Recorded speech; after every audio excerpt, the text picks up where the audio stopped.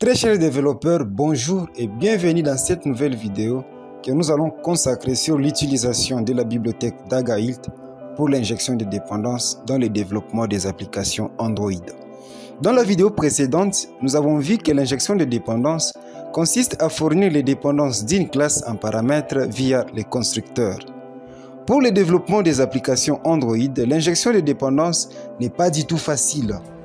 Pour le simple fait que ce n'est pas vous qui instanciez les classes issues du SDK Android, telles qu'une activité, un fragment, un service et bien d'autres encore.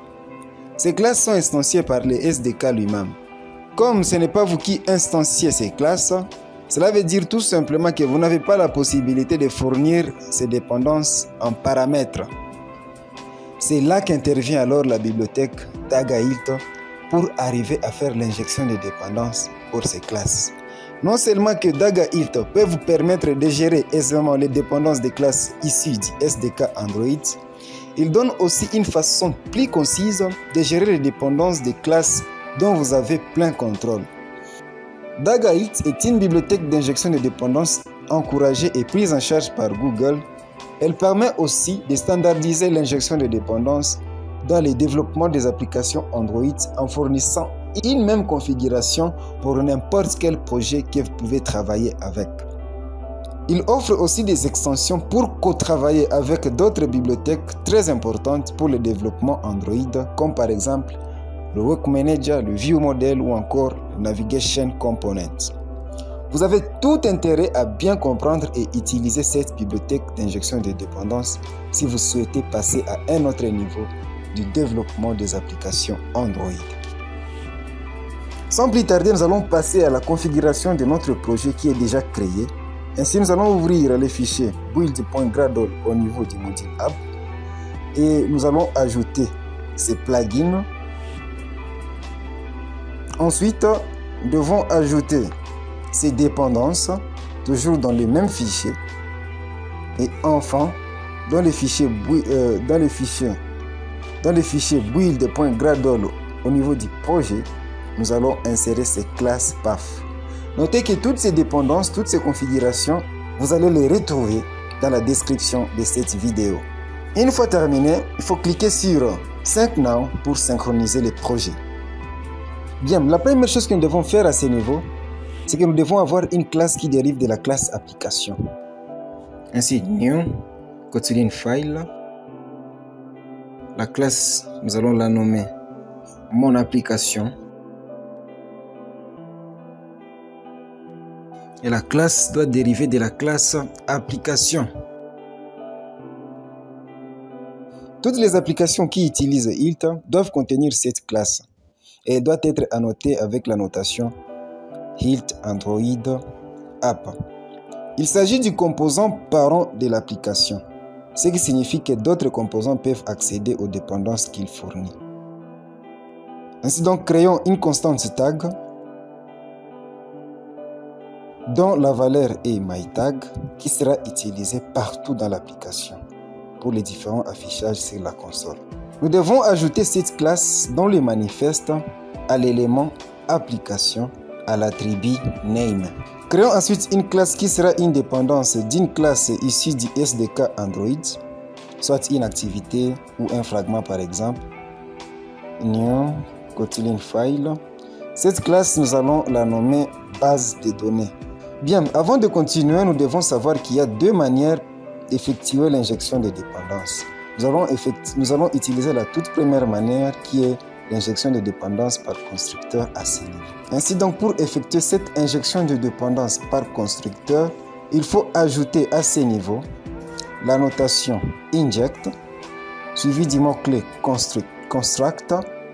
Nous allons créer dans cette classe une variable donnée dans laquelle nous allons affecter une liste de strings, ainsi array list of string, et là nous allons passer les valeurs suivantes: Louis Moussole, Amani Bissimwa, Blaise Mutambala. Nous aurons aussi une fonction fan afficher données qui va permettre tout simplement d'afficher les éléments de la liste se trouvant dans la variable donnée. Log.i tag, comme vous pouvez le voir, nous accédons sans aucun problème à la constante tag que nous avons définie dans la classe mon application. Ce que nous allons afficher sur la console, c'est la valeur de la variable donnée que nous allons convertir en string. Maintenant, ce que nous allons faire, c'est d'injecter cette classe comme étant une dépendance de la classe MainActivity. Si vous souhaitez injecter une dépendance dans une classe issue du SDK Android, une activité, un fragment, ainsi de suite, la classe en question doit avoir la notation Android Entry Pointer. Pour injecter cette dépendance, on doit déclarer la variable avec la notation inject, let init var. Le nom du variable ici c'est BD du type base de données. Et là, on n'aura pas vraiment besoin d'initialiser cette variable.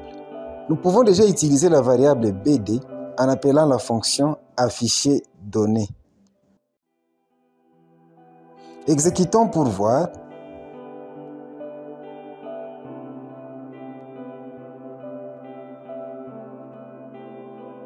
Et oui, les données qui sont dans la classe base de données s'affichent sans aucun problème. C'est bon. Qu'adviendra-t-il alors si la classe base de données a aussi des paramètres de dépendance? C'est encore très simple.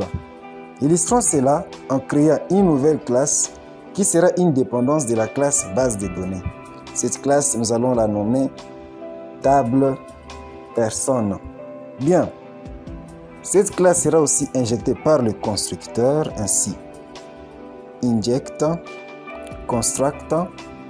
Nous allons prendre tout ce qui est dans les blocs de la classe base de données et l'amener dans la classe table personne.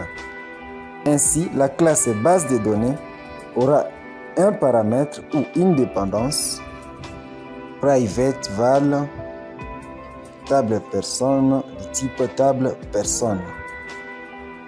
Bien, ce que nous allons faire dans cette classe, c'est de créer une fonction fan afficher données personne. Dans cette fonction, nous allons juste appeler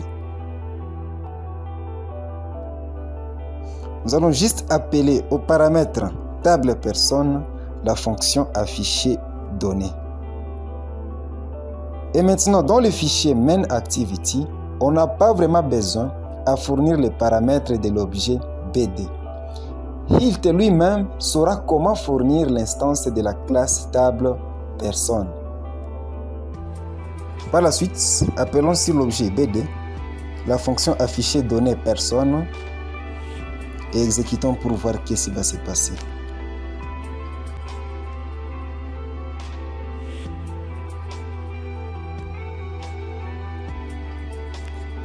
Et oui, ça marche parfaitement. Souvenez-vous, ce que nous venons de faire, c'est une injection de dépendance par constructeur. Maintenant, remarquez, il y a certaines classes dont l'instanciation ou la création d'objets n'est pas fait par les constructeurs. C'est le cas par exemple des classes qui créent leur instance par les monteurs ou en anglais les build patterns. À titre d'exemple, nous pouvons voir par exemple la création d'une instance de la base de données de la librairie Room, la création d'une instance de la classe Retrofit et ainsi de suite. Dans ces cas, il faut utiliser une autre manière d'injection de dépendance qui est appelée une injection des champs. Avec Hilt, on peut le faire en utilisant le module. Ainsi, nous allons créer un fichier Kotlin, new Kotlin file. Le nom sera app module. Et après, nous allons cliquer sur Object, tout simplement parce que nous voulons que ce soit juste une seule instance. Bien, cette classe doit être annotée par la notation module et aussi par la notation install in pour préciser la portée de dépendance qui seront dans ces modules. Singleton component si vous voulez que les dépendances puissent être disponibles dans toute l'application. Activity component pour que les dépendances soient disponibles dans toutes les activités de l'application. Ainsi pour le View Model, Fragment ou encore View. Pour notre cas, nous allons disponibiliser les dépendances de ces modules dans toutes les activités de l'application. Ainsi, Activity Component. Bien, supposons que nous souhaitons afficher une boîte de dialogue dans notre activité qui est le Main Activity. Pour afficher une boîte de dialogue, nous avons besoin d'une instance de la classe Alert Dialogue. D'où l'instance de la classe Alert Dialogue sera une dépendance de la classe Main Activity. La classe Alert Dialogue n'instancie pas un objet par un constructeur, mais plutôt par le design pattern Builder. Wow! Nous sommes au bon endroit pour fournir cette dépendance. Pour ce faire, nous allons créer dans ce module une fonction qui retourne un objet de type Alert Dialogue. Ainsi, fan dialogue info. Le type de retour sera alerte dialogue. Et là, nous allons retourner return alerte dialogue.build. En paramètre, nous aurons besoin du contexte de l'activité. Il fournit des qualificatifs prédéfinis pour retourner le contexte de l'application ou encore le contexte de l'activité. Pour notre cas, nous avons besoin du contexte de l'activité sur laquelle sera affichée la boîte de dialogue. Ainsi, nous allons utiliser les qualificatifs activity context. Et là, nous allons préciser la variable contexte du type contexte. Bien.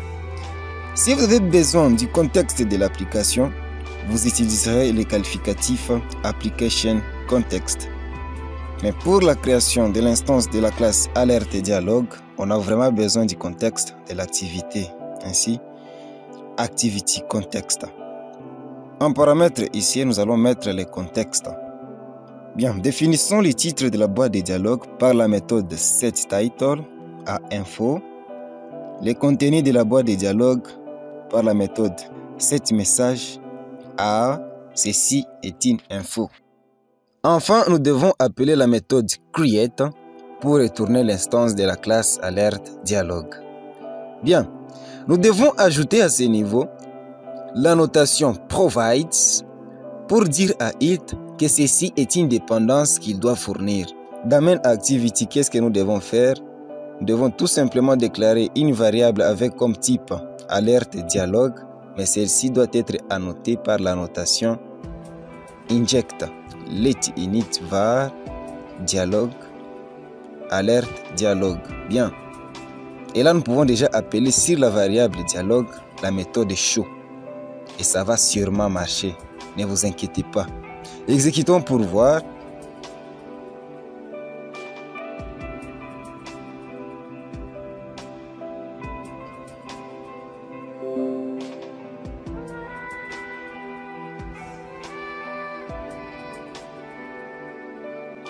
Waouh, la boîte de dialogue s'affiche sans problème.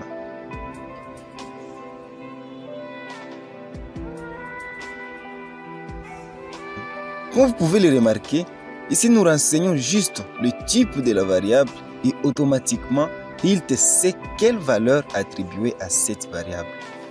Qu'est-ce qui se passera alors si le module fournit deux valeurs du même type?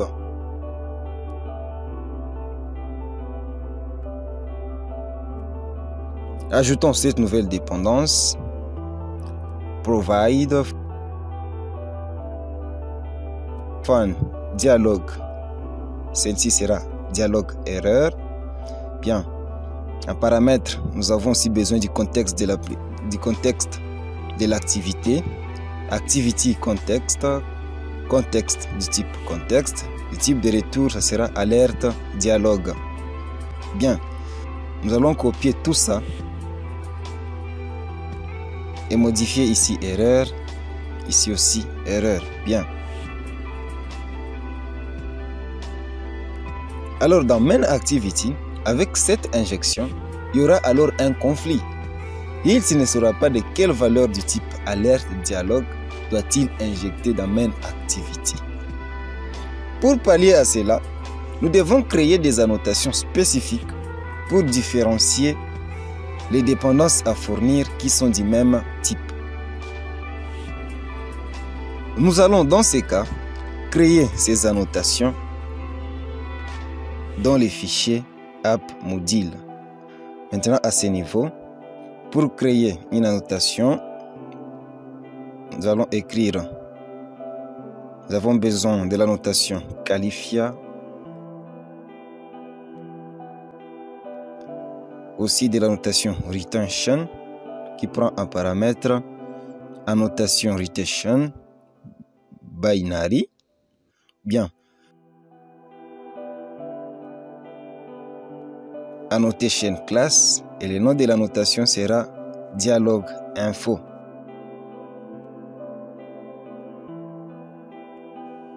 Nous allons copier ceci et la deuxième annotation sera dialogue erreur au lieu de dialogue info.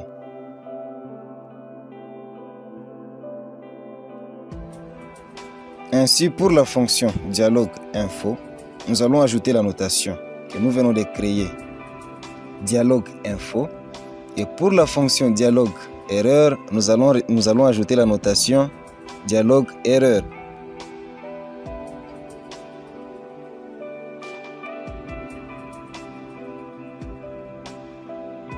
Alors, dans les fichiers main activity, nous allons ajouter l'annotation. Allons d'abord dans les fichiers activity main.xml pour ajouter deux boutons qui vont nous servir d'appeler les deux boîtes de dialogue.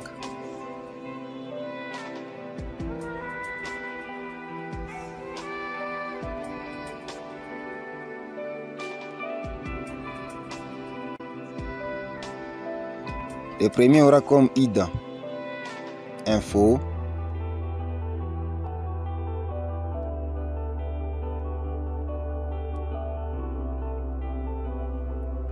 et le deuxième aura comme identifiant erreur.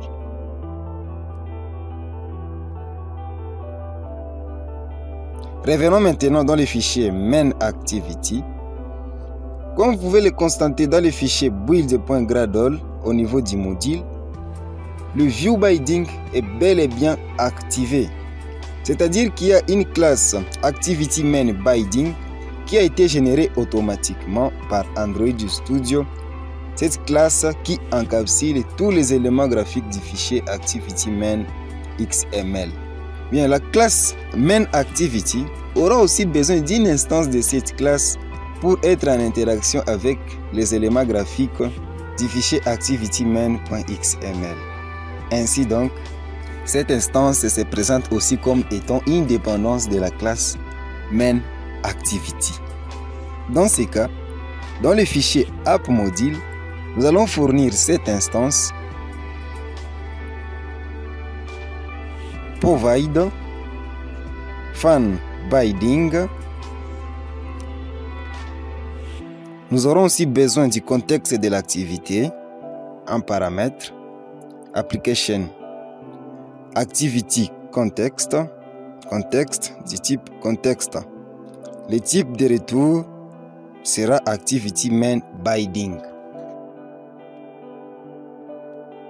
Ainsi, return activity main binding. Cette classe n'instancie pas non plus ces objets par un constructeur. Mais à ce niveau, nous allons instancier à partir de la méthode inflate.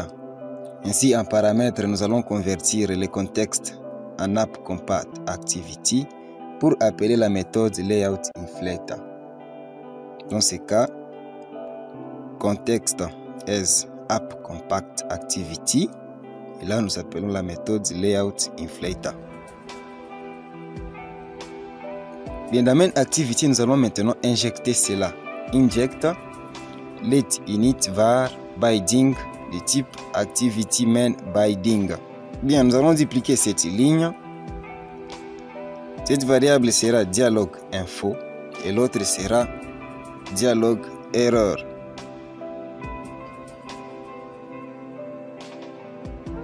Pour éviter ces conflits d'injection, nous allons ajouter les annotations que nous avons créées et fournies pour les dépendances du type alerte dialogue dans App Module. Ici, nous allons annoter cette variable par dialogue info. Et à ce niveau, nous allons annoter par la notation dialogue erreur. Bien. Au paramètre de la fonction setContentView, nous allons passer au lieu de ceci binding.route. Enlevons ceci et définissons l'événement sur clic sur le bouton info. Binding.info.set on click list now. Quelle action sera exécutée après que l'utilisateur aura cliqué? Nous allons juste afficher la boîte de dialogue info. Ainsi, dialogue info.show. Même chose pour le bouton error, binding.error, sit on click list now. Et là, lorsque l'utilisateur aura cliqué sur ce bouton, nous allons juste afficher la boîte de dialogue erreur. Ainsi, dialogue error.show. Avant de compiler, nous allons dans le fichier ActivityMain.xml pour modifier les textes qui sera affiché sur les différents boutons. Pour celui-ci, nous allons afficher lancer info. Pour l'autre, nous allons afficher les textes lancer erreur. Exécutons pour voir.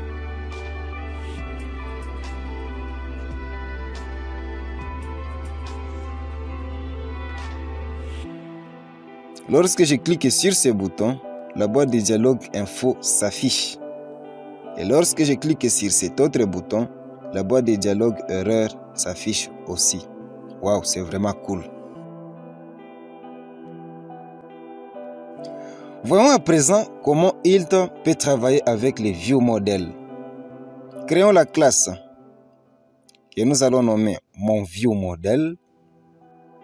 Une classe viewModel hérite toujours de la classe viewModel. Bien. Ainsi,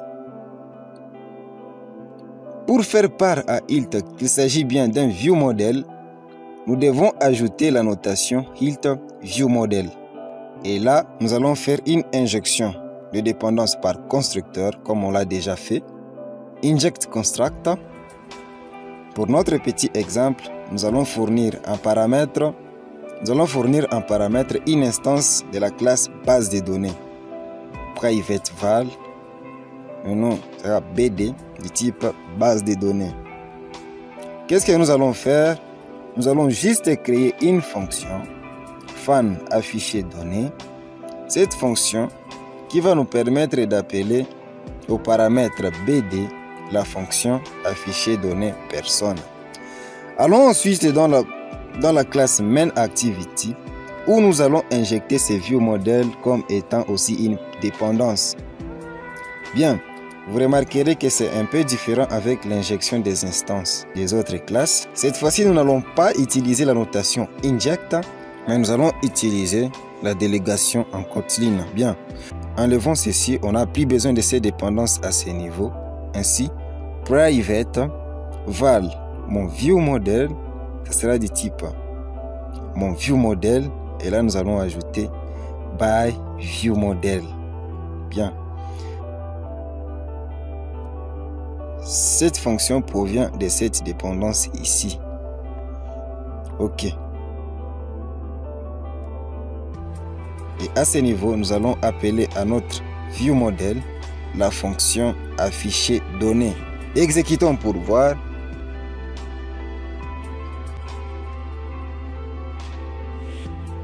Ça marche très bien. Bien. Nous ne pouvons pas finir cette vidéo sans pour autant parler de la portée des dépendances. Comme vous pouvez voir sur ce diagramme, nous avons chaque componente ainsi que sa portée, en anglais le scope. Pour une dépendance marquée par la notation singleton, it fournit la même instance de cette dépendance pendant l'exécution de l'application.